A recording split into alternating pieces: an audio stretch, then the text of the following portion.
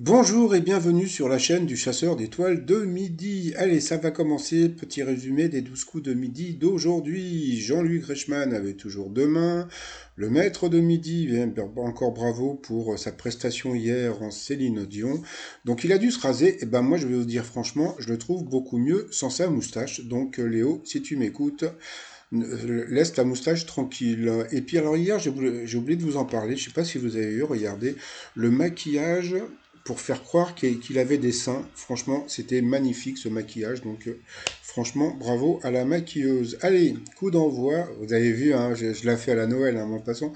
Allez, coup d'envoi. Au bord de quel véhicule Armel Lecléac, Michel Desjoyaux et Titon Lamazou ont-ils remporté le Vendée Globe? Donc, bien sûr, c'était sur un baba, un toto, un bateau. Après, vous aviez la très sympathique Malvina qui était venue avec sa maman Brigitte. Bonjour à toutes les deux.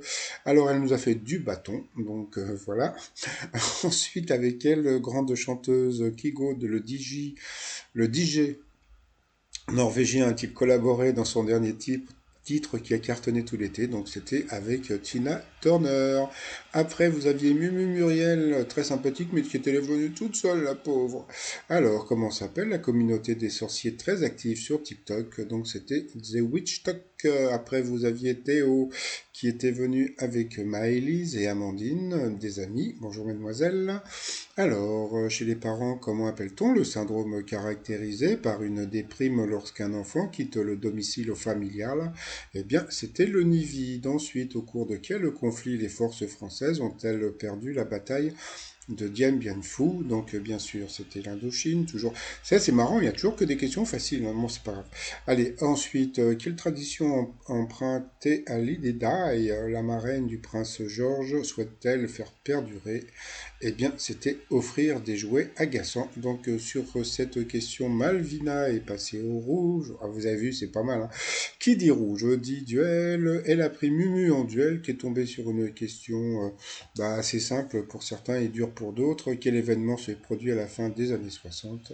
Donc, c'était le premier pas sur la Lune, un grand pas pour l'humanité. Ensuite, donc, Muriel, Léo et Théo se sont retrouvés au coup par coup. Oh, c'est joli! Alors d'abord c'est Théo qui est passé à l'orange, après ça a été Mumu de passer à l'orange et Rothéo de passer à l'orange, donc au rouge. Ah oui, attendez, avant toute chose, j'ai vu que Jamming de Bob Marley, ce n'était pas une reprise et je pense que j'ai envie d'en faire une reprise avec le titre Janine. Oh Janine! Bon, passons.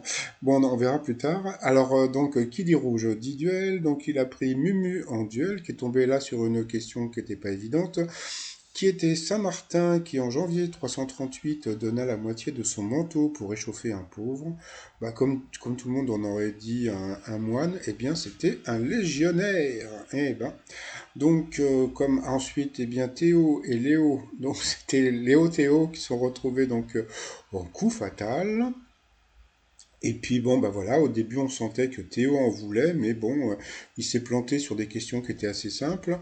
Et puis voilà, puis bon, c'est vrai qu'il a eu quand même cette question et où il a dit de quel prophète le spectacle des 10 commandements relate-t-il l'histoire? Il a dit Mahomet. Bon, on sait très bien que c'était Moïse. Donc à la fin, eh bien, bah, Léo a battu Théo. Donc, c'est rigolo tous ces trucs avec des hauts comme ça, mon passant. Donc ensuite, par rapport au coup de maître. Alors c'est parti. Quand on va plus vite que la musique, cela veut dire qu'on est trop pressé. Après, quel monument se trouve au centre de la place de l'Étoile à Paris? Donc bien sûr, c'était l'Arc de Triomphe. Dans quelle partie d'un musée se charge-t-on de réparer des œuvres d'art en mauvais état? Je pensais que c'était une question difficile. En fin de compte, c'était évident. C'était l'atelier de restauration. Avec quel ustensile se pratique l'épilation dite indienne ou libanaise? Donc ça, je l'ai déjà fait pour les sourcils et je vais vous dire, c'est super rigolo et c'est vrai, ça fait mal. Donc c'était avec un fil. Et puis à la fin, donc qu'est-ce que le spritz alsacien? Donc franchement, je ne connaissais pas et lui non plus, puisque c'était un biscuit. Donc il n'a gagné que 1 000 € à partager donc avec un téléspectateur par rapport à l'étoile mystérieuse. Et bien comme on peut voir, bah, ça bouge pas trop, hein, donc je pense que dans le centre, on verra. Je sais pas si vous voyez tout au milieu, on peut voir comme un cadre un peu arrondi. Donc, ben, c'est dans ce cadre qu'on verra. Donc Eva Longoria.